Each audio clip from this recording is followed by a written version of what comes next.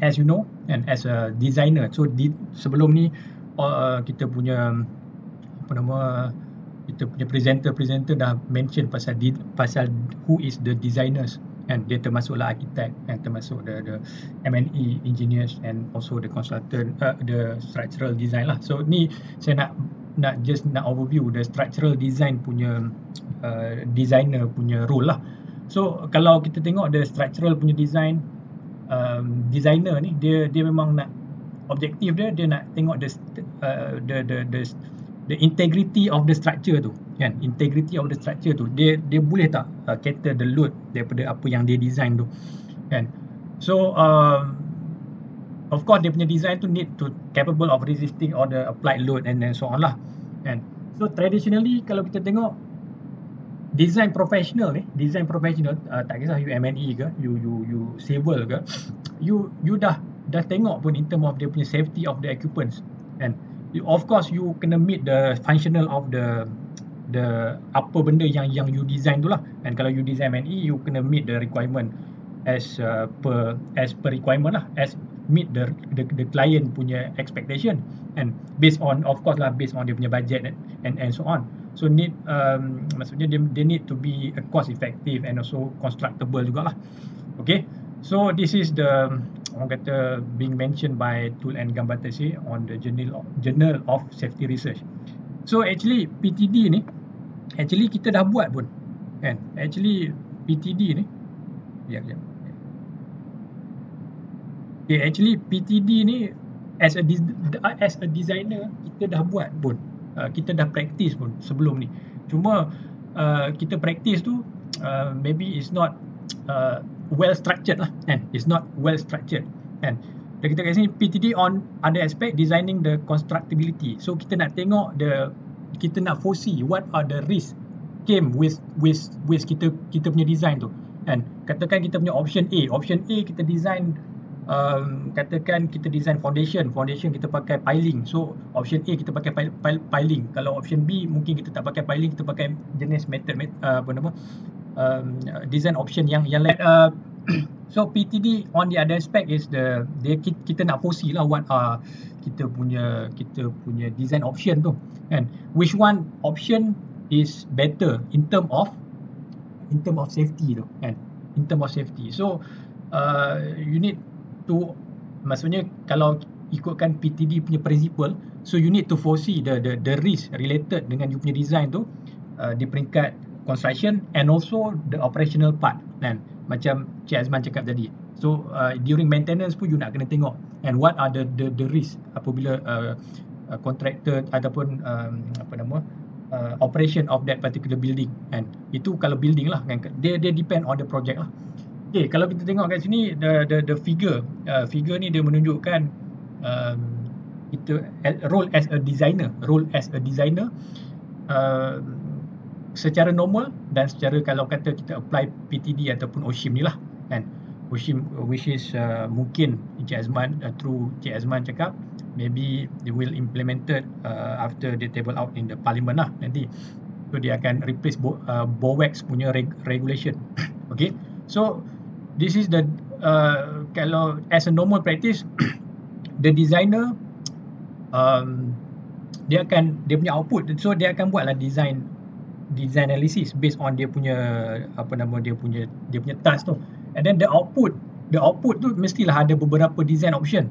Ada design option 1, design option 2 dan design option 3, kan? So which one is the best in term of safety lah, for say, kan? Of course lah, selalunya kita tengok in term of dia punya cost and so on. So kalau kita ikutkan OSHIM ni, dia more emphasize on in term of safety. Okay, so if let's say you choose the design option 1, so maybe you tengok balik, and what are the element yang you boleh orang kata put some refinement of that particular model to increase dia punya safety level, and during construction and also during operational stage, and then barulah you produce, kalau normal practice you produce engineering drawing lah, and specification, and then you produce BQ and others documentation yang you nak kena buat, barulah you cari kontraktor. Yang tu as mentioned by Engineer Selamat tadi, dia ada beberapa kontrak lah kan, jenis-jenis kontrak. Yang ni traditionally kita tengok the process is like this lah, and the process is like this. Okay, so when you do the refinement tu, kan, so you foresee all the risks, and you foresee the risk, and what are the risks associated with your design option tu, kan. Ada peluang untuk kita nak buat penambahbaikan ke? Tak, kalau kita nak foresee the design tu, kan. So it's all about kita nak foresee lah. The more experienced you are, maybe you dah dapat foresee, and what kind of risk that come along with this design option 1 and design option 2. Okay, so secara normalnya memang kita dah buat benda ni, cuma kita tak buat in a proper manner lah, kan. Okay, so kalau kita tengok dekat sini, this is from the OSHIM guideline lah, kan. OSHIM guideline 2017. So daripada guideline tu, and DRUL ni stand for Design Risk Rule, and Design Risk Rule ni lah, and so kita ada 3 stage of actually Design Risk Rule ni is kita nak foresee what are the risk, nak foresee the risk, and nak foresee the risk semasa conceptual design you buat first stage punya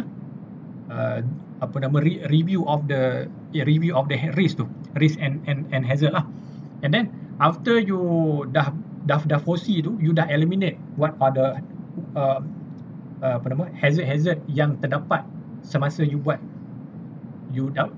proses DRUL 1 ni. Maksudnya from the concept design ni, maybe you ada SI report, maybe you ada borehole log and so on, and then barulah you pergi kepada DRUL 2 ni maybe you dah ada design option 1, design option 2. So daripada sini you boleh tengok what are the risk associated with you punya design option 1, design option 2, design option 3. So dia actually benda ni dia ada DOSH through this OSHIM guideline 2017, dia dah keluarkan dia punya orang kata some sort of spreadsheet lah for you to use, and maybe you nak tengok in detail, so you nak buat macam analisis sikit lah. So at the end of the day, dia punya gist ataupun dia punya end product dia, kita nak foresee the risk tu semasa kita buat design. So kalau kita tengok kat sini, dia ada 3 stage. So kalau 3 stage ni kita dah boleh jangkakan dia punya output dia must be, orang kata design option tu must be memang kita dah tahu nak buat macam mana, dan maksudnya is safe enough lah, kan. Kita dah foresee in the 3 stages ni.